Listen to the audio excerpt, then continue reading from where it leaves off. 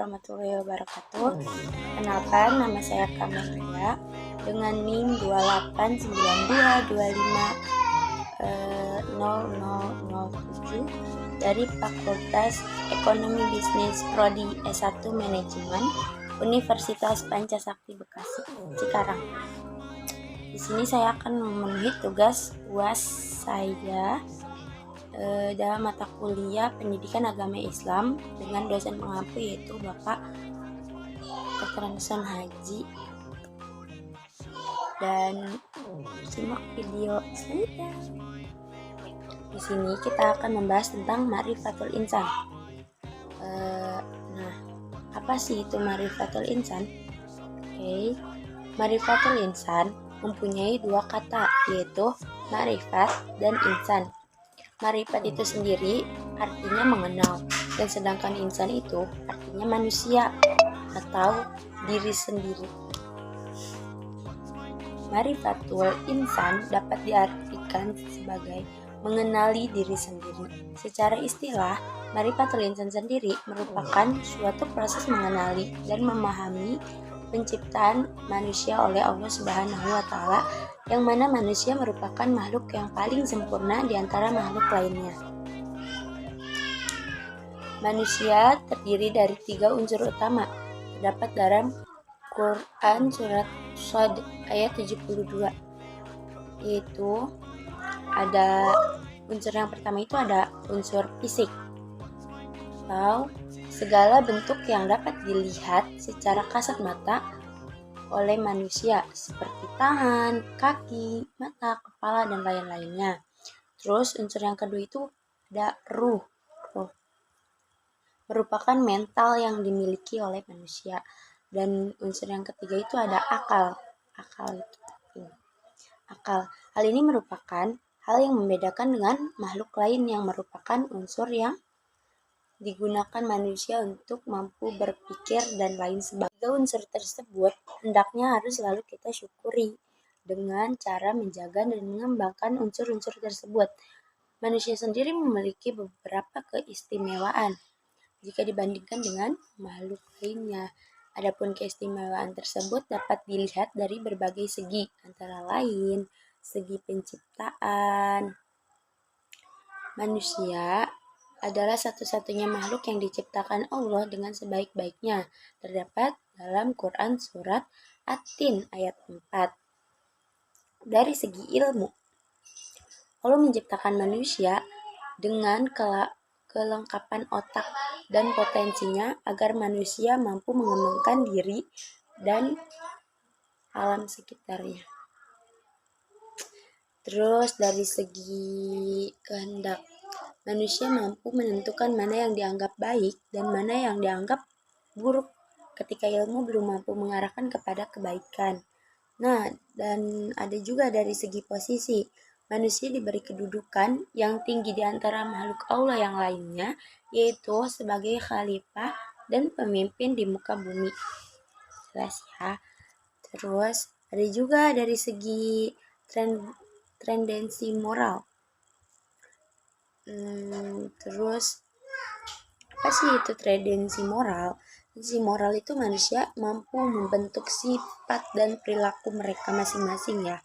Apakah mereka menjadi baik, apakah menjadi buruk, maupun munafik gitu. Terus tujuan manusia diciptakan di dunia itu adalah sebagai yang pertama, untuk beribadah kepada Allah, itu jelas ya. Karena Allah menciptakan manusia di dunia ini tidak lain dan tidak bukan tujuan manusia diciptakan di dunia ini adalah untuk yang pertama itu untuk ibadah kepada Allah. Itu sangat jelas ya, karena Allah menciptakan manusia di dunia ini tidak lain dan tidak bukan untuk beribadah kepadanya. Jadi, yang merupakan tugas utama kita sebagai manusia adalah untuk beribadah kepada Allah Subhanahu wa Ta'ala. Terus yang kedua, sebagai pemimpin di muka bumi. Selain menyembah Allah, kita juga diberi tugas untuk menjadi seorang pemimpin atau khalifah di muka bumi ini dengan segala kelebihan yang kita miliki. Dan kita juga dituntut untuk memanfaatkan segala sumber daya yang ada di bumi ini dengan sebaik-baiknya. Kita harus banyak bersyukur. Terus ada juga sebagai pembangun peradaban. Manusia hendaknya mampu membangun suatu peradaban dan sejarah yang baik. Kita harus menciptakan sejarah yang baik di muka bumi ini. Seperti halnya Rasulullah Shallallahu Alaihi Wasallam yang telah mampu membangun peradaban yang dulunya gelap atau zaman jahiliyah menjadi zaman terang benderang. Dan selanjutnya kita juga akan membahas tentang marifatullah. Apa sih itu marifatullah? Jadi marifatullah pada hakikatnya adalah mengenal Allah, yaitu mencintai dan meletakkan Allah di kedudukan yang paling tinggi di antara hal yang lain. Allah adalah cinta sejatinya manusia. Oleh karenanya, kita hendaknya selalu mengingat Allah kapanpun dan dimanapun kita berada, sehingga kita tetap terjaga dari hal-hal yang sifatnya maksiat gitu. Terus cintanya Allah itu meyakini bahwa dialah satu-satunya yang terbaik. Tersebut sering kita sebut dengan kata tauhid. Apa sih itu tauhid? Tauhid itu kayak bentuk kepercayaan kita kepada Allah. Dan dalam tauhid itu sendiri terbagi menjadi 3 macam. Yang pertama, tauhid rububiyah, Allah sebagai Rabb. Jadi meyakini dengan seyakin-yakinnya bahwa Allah lah yang menghidupkan, mematikan, menciptakan, memberi rizki, dan mengatur kita semua. Dan yang kedua itu tauhid uluhiyah, Allah sebagai ilah. Atau meyakini dengan seyakin-yakinnya bahwa Allah adalah satu-satunya zat yang wajib ditaati, yang menjadi tumpuan harapan kita pada akhirnya dialah yang wajib kita sembah. Terus ada juga tauhid mulkiyah atau disebut dengan Allah sebagai raja, yaitu meyakini bahwa Allah lah yang menguasai dunia ini dan segala penetapan dan peraturan di alam semesta ini adalah mutlak milik Allah Subhanahu wa taala. Para ulama menambahkan satu macam tauhid lagi, yaitu tauhid asma wa sifat, yang artinya bahwa meyakini dan mengimani nama-nama Allah atau disebut dengan Asmaul Husna dan sifat-sifat Allah dengan sepenuh hati. Video kali ini juga kita akan membahas tentang Marifatul Rasul.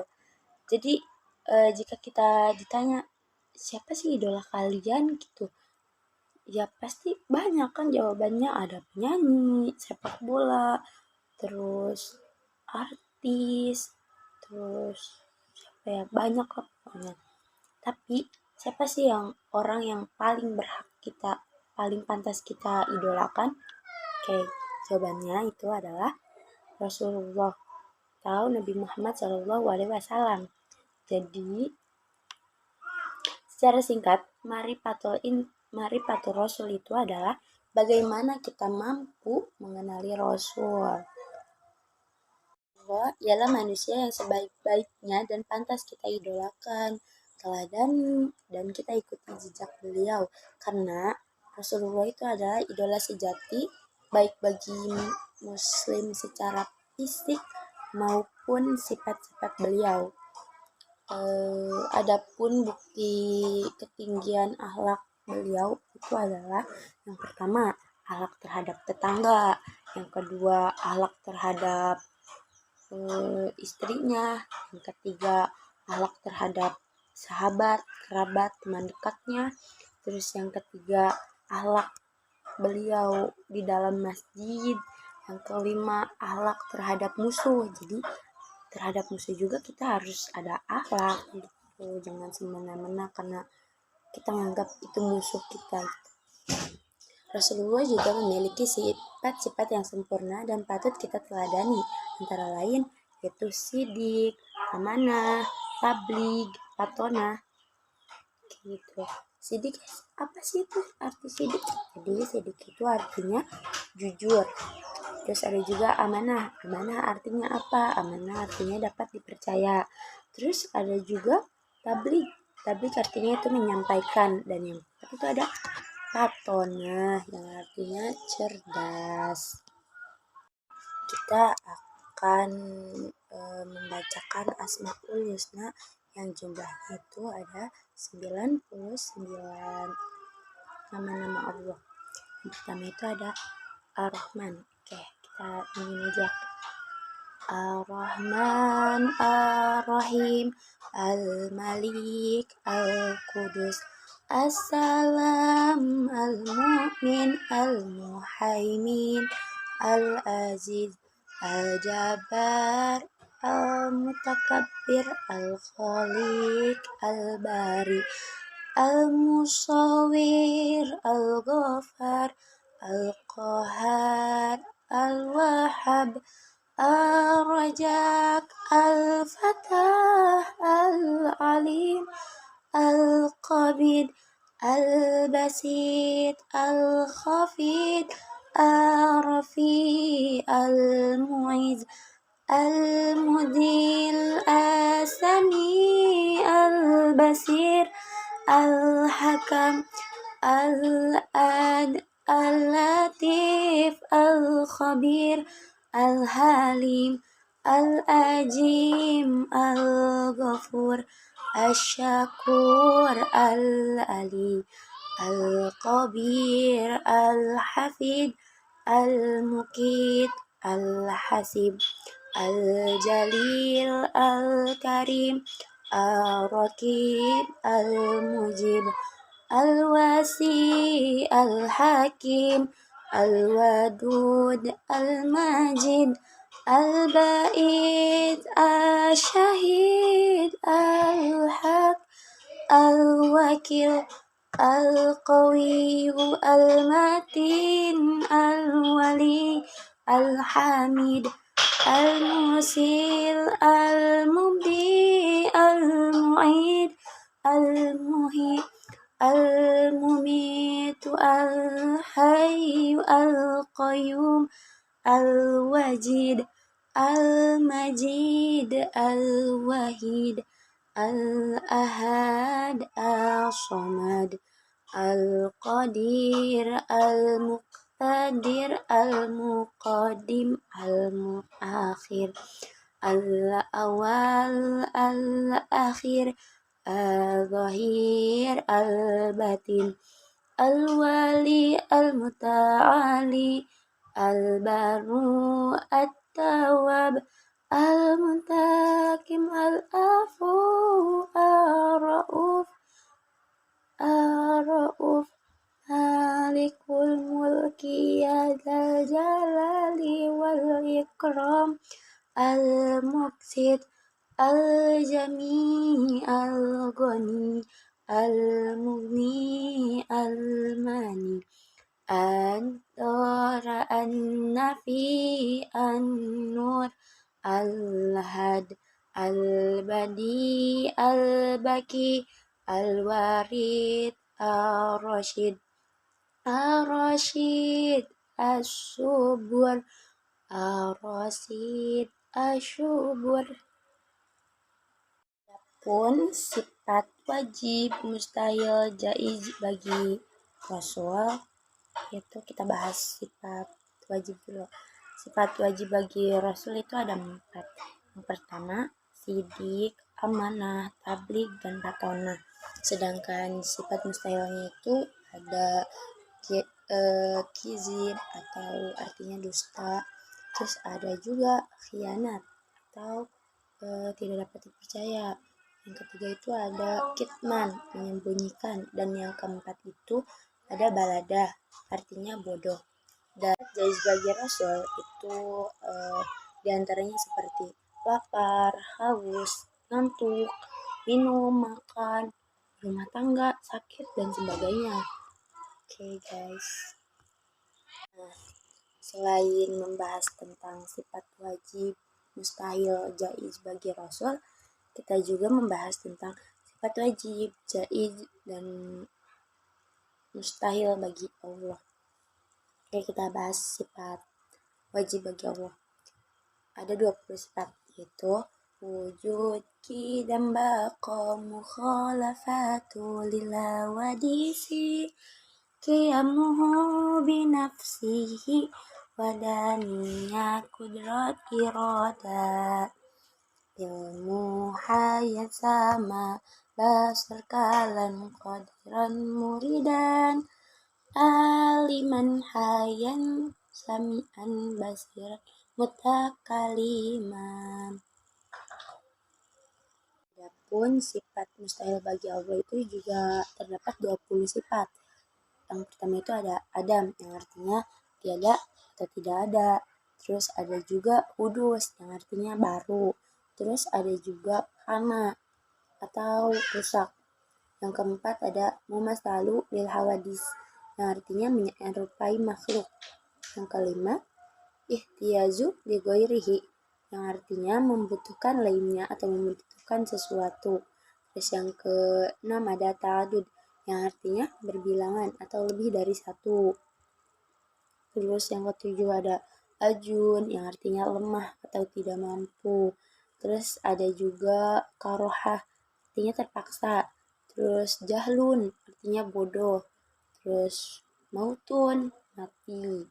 Somam, tuli. Terus yang ke-12 ada ama, buta. Terus ke-13 itu ada bakmum dan korsun, artinya beku dan bisu. Ada juga kaunuhu azizan, kaunuhu karihan, zahilan, maitan, osom, ama, abkam. Oke. Terus sini juga kita akan membahas tentang sifat jaiz bagi Allah. Apa sih itu sifat jaiz bagi Allah?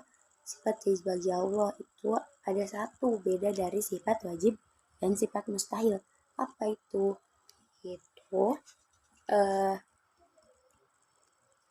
wajib mengetahui sifat wajib dan mustahil bagi Allah, kita juga harus mengetahui sifat jaiz bagi Allah yang jumlahnya itu cuma ada satu, yaitu fi'lu kulli mu'minin au tarkuhu, yang artinya Allah berhak untuk mewujudkan sesuatu atau tidak mewujudkannya. Oke, sekian presentasi dari saya atas nama Kamelia. Mohon maaf apabila banyak kesalahan kata baik yang disengaja maupun tidak. Mohon dimaklumi karena saya juga sedang proses belajar.